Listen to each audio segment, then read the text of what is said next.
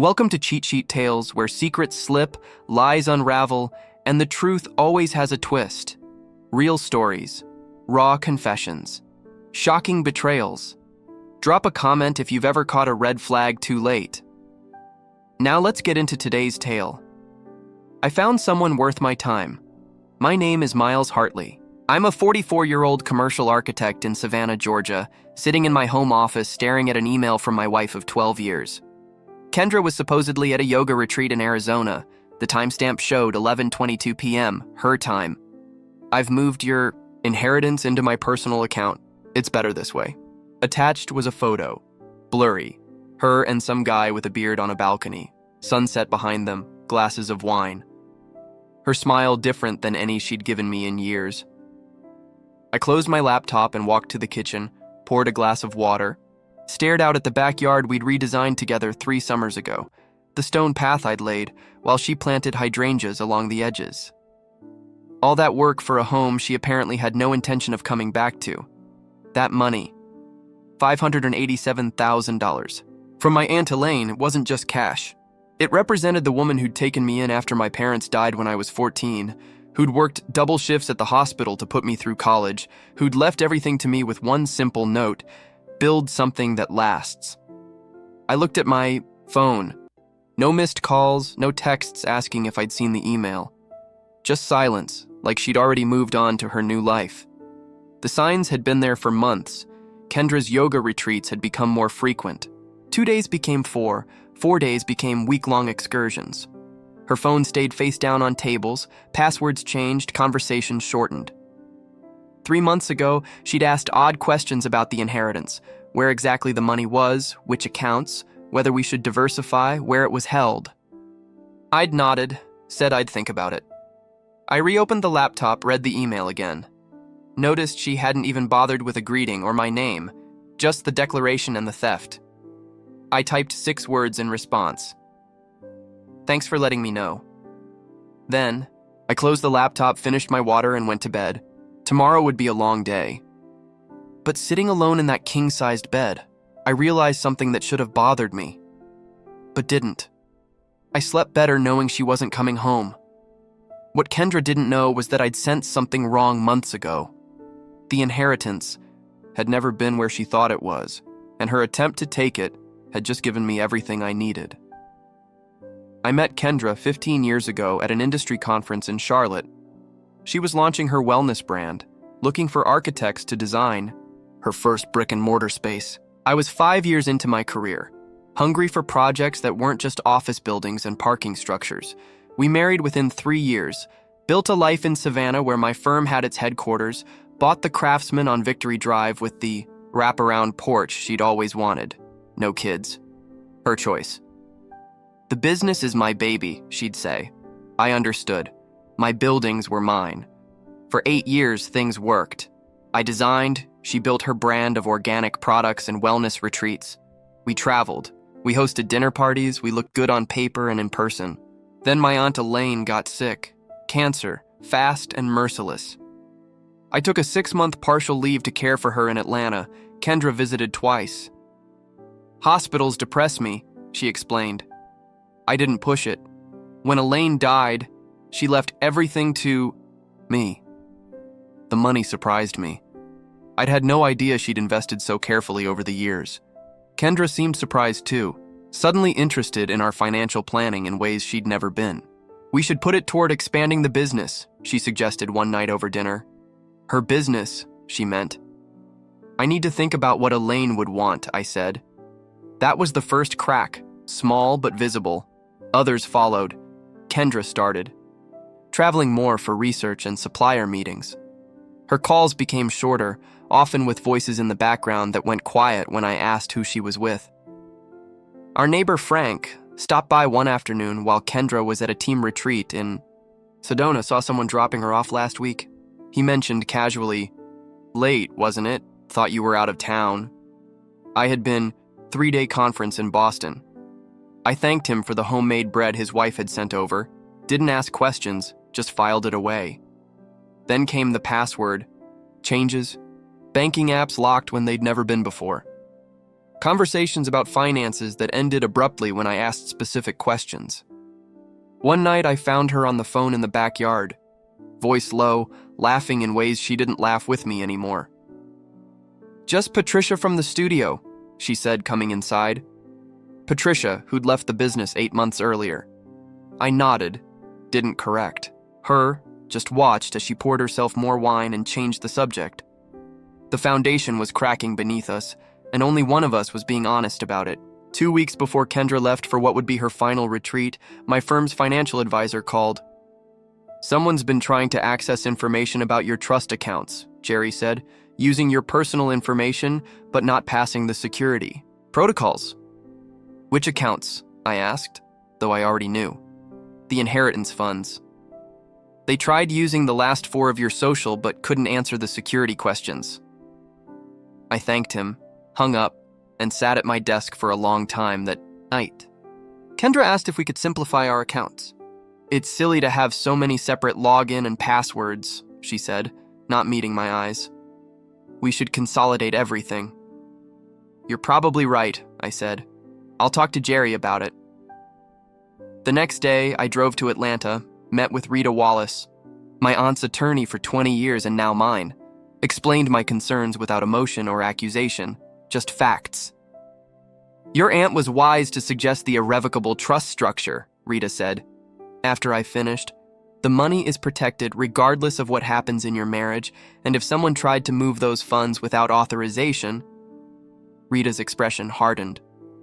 "That would be attempted financial fraud with clear legal consequences." I nodded. "Let's document everything, and I want to set up a monitoring system that alerts us to any attempts to access, move, or change anything related to the trust." When I got home, Kendra had packed for her retreat. She kissed me briefly before leaving, already distant. "I might extend this one," she said at the door. "Really dive deep into the practice." I helped load her bags into her car, watched her drive away, went back inside, and opened my laptop. I didn't snoop through her emails or texts, didn't call her friends or check her location. I simply opened our shared cloud storage where we kept household documents. In a folder labeled Home Renovation Ideas, a project we discussed starting this year, I found what I was looking for. Documents she'd forgotten to move or delete, screenshots of my accounts, copies of statements, notes about transfer protocols, a photo of a whiteboard with figures, my inheritance amount minus 20%. With the note transfer fee explanation, she'd been planning this for months. I closed the folder, walked through our house with its carefully chosen furniture and artwork that told the story of who we pretended to be, and felt a strange calm settle over me. The betrayal wasn't shocking. What surprised me was my own response. Not rage or grief, but clarity. For the first time in years, I saw our marriage for what it had become, a transaction. She was now terminating because something more profitable had come along. I slept in the guest room that night, started making calls the next morning. By the time her email arrived 5 days later, I had already set everything in motion. After receiving Kendra's email, I waited exactly 24 hours before making my first move. No emotional response, no desperate calls or texts, just methodical steps. First, I contacted Jerry and Rita, forwarding them Kendra's email with a simple note. Documentation requested. Both confirmed receipt. Neither needed further explanation. Then I called Thomas Webb, a divorce attorney Rita had recommended months earlier during one of our hypothetical conversations. His secretary scheduled a meeting for that afternoon. By noon, Kendra had texted, "Did you get my email?" I responded, "Yes." "That's all you have to say," she wrote back minutes later. I didn't answer.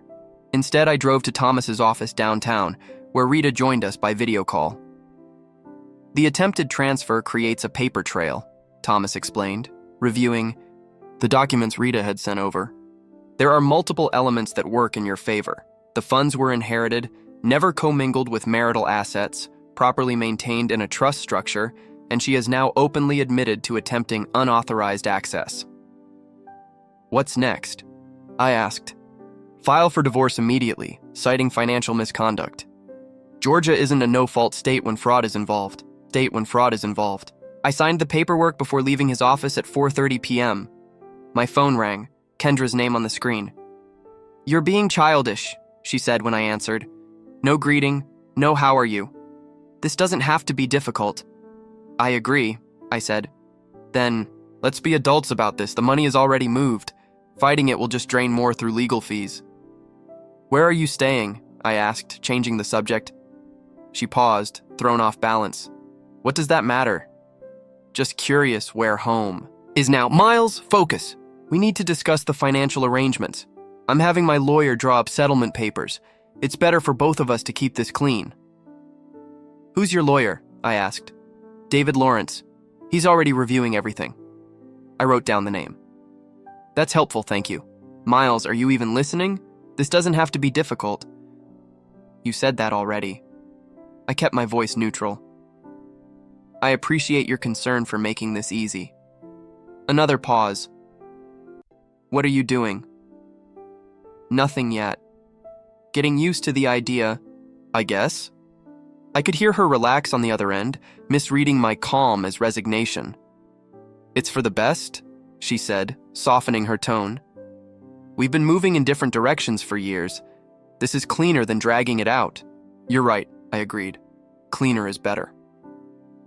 After we hung up, I called Thomas back and gave him David Lawrence's information. Then I sent a single text to Kendra, taking some time to process. "We'll reach out when I'm ready to discuss details." Her response came immediately. "Don't wait too long. Papers will be ready by Friday." Friday, 3 days away. Perfect timing. At 6 p.m., Rita called.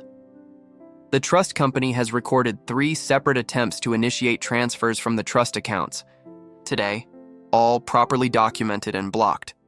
And the monitoring system captured everything: IP addresses, login attempts, timestamps. The access location matches where the email originated from: Arizona, Scottsdale, not Sedona." Rita paused. "There's more. The system flagged suspicious activity from last month. Someone exported account details and transfer protocols while logged in through your home network. We have timestamps and device identifiers." I thanked her and hung up. I walked through the empty house that now felt more like evidence than a home. In the kitchen, I opened the bottle of 20-year-old scotch we'd been saving for our 15th anniversary, poured 2 fingers into a glass. Kendra thought she'd set the trap. She had no idea she'd walked right into one herself. The next morning, David Lawrence called. His tone was professionally cautious. "Mr. Hartley, I'm representing your wife in your separation.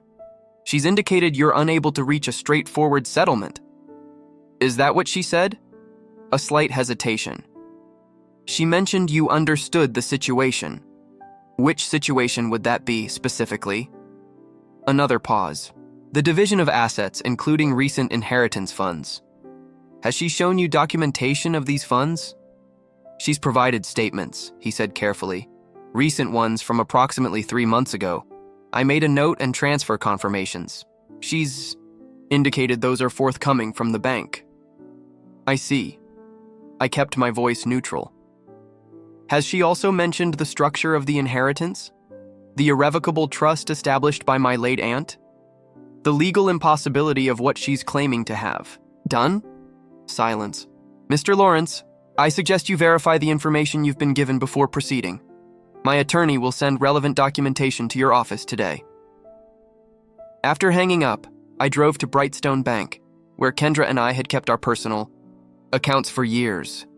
The manager, Harold, had handled our mortgage refinancing 2 years earlier. "I need to review recent activity on all joint accounts," I explained, after he welcomed me into his office. Harold pulled up our information. His expression shifted as he scrolled through the screens. "There have been significant withdrawals," he said. "How significant?" He turned the monitor toward me. "Regular transfers from our joint account to one I didn't recognize. Small at first, $2,000, $3,500, then escalating. The most recent, $47,000 2 weeks ago." "This receiving account," I asked, pointing to the number. "Is it with Brightstone?" Harold checked. No, it's external. Northern Lakes Credit Union. I'd never heard of it. Can you print the transaction history for the past 6 months? While waiting for the printouts, I received a text from Thomas Lawrence requesting an urgent meeting. Tone significantly changed. By the time I returned to Thomas's office, the picture was becoming clearer. The Northern Lakes account had been opened 8 months ago in Kendra's name only. The address listed was an apartment in Scottsdale, Arizona.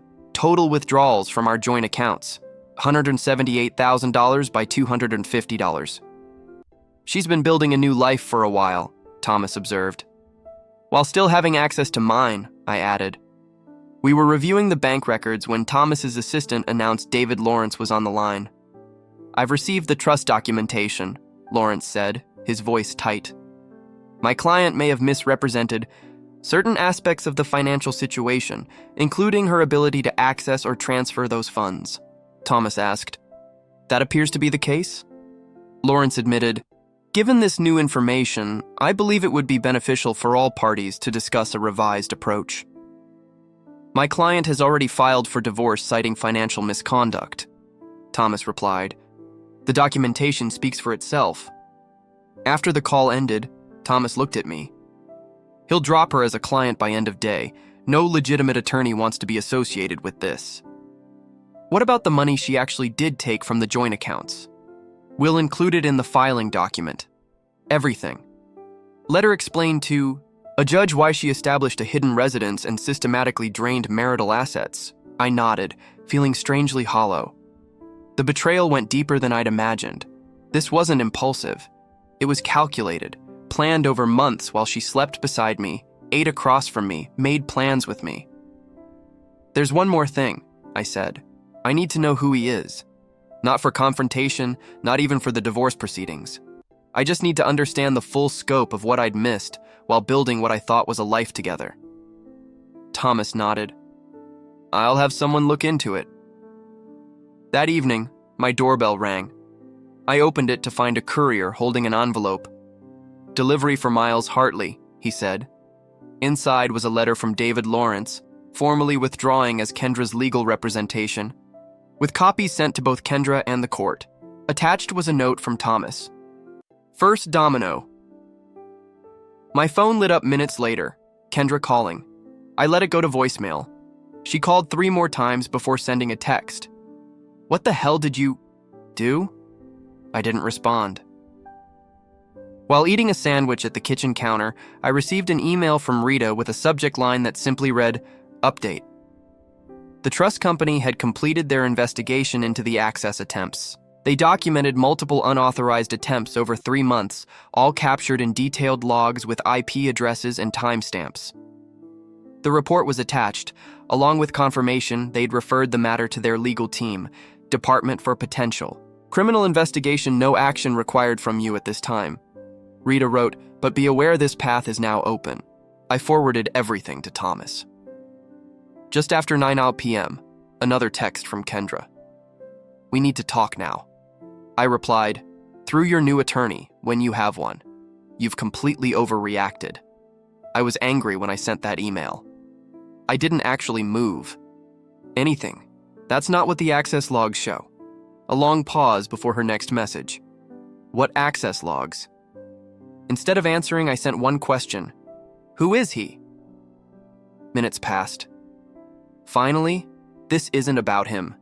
Name? Another long pause. Jason, but he's not important. Last name Berkeley. He's just a friend who's helping me through this. You're focusing on the wrong thing. I didn't respond further. Instead, I searched the name, found a Jason Berkeley who taught at a yoga studio in Scottsdale, former investment broker, according to his LinkedIn profile. Left the financial sector 3 years ago to pursue more meaningful connections. The next morning, I met. With Frank, our neighbor, the guy you saw dropping Kendra off, I began, would you recognize him again? Frank nodded slowly. Tall guy, beard, drives a gray Tesla. I showed him the photo from Kendra's email. This him? He squinted at the image. Yeah, that's the guy. He was here maybe 5, 6 times while you were traveling. I thanked him, asked if he'd Be willing to provide a statement. He agreed without hesitation. At 11 a.m., Thomas called. We've got a complication. Kendra's hired Philip Barnes. Barnes had a reputation for aggressive divorce litigation. Expensive, but effective. He's requested an emergency hearing to contest the financial misconduct claim. Thomas continued. Says his client has evidence all financial decisions were discussed and agreed upon. When's the hearing? Monday morning, 3 days. Away. I thought about the apartment in Scottsdale, the Northern Lakes account, the man named Jason who'd been in my house while I was away. Let's give Barnes something to think about, I said. That afternoon, Thomas delivered a package to Barnes's office containing copies of everything: the trust, access logs, the bank records showing systematic withdrawals, the apartment lease in Scottsdale, Frank's notarized statement about Jason's visits, and screenshots from Kendra's home renovation ideas folder showing her notes on how to access my accounts. By 5 p.m., Thomas received a call from Barnes requesting an urgent meeting to discuss settlement options. He's seen enough, Thomas told me afterward. Offered a clean split.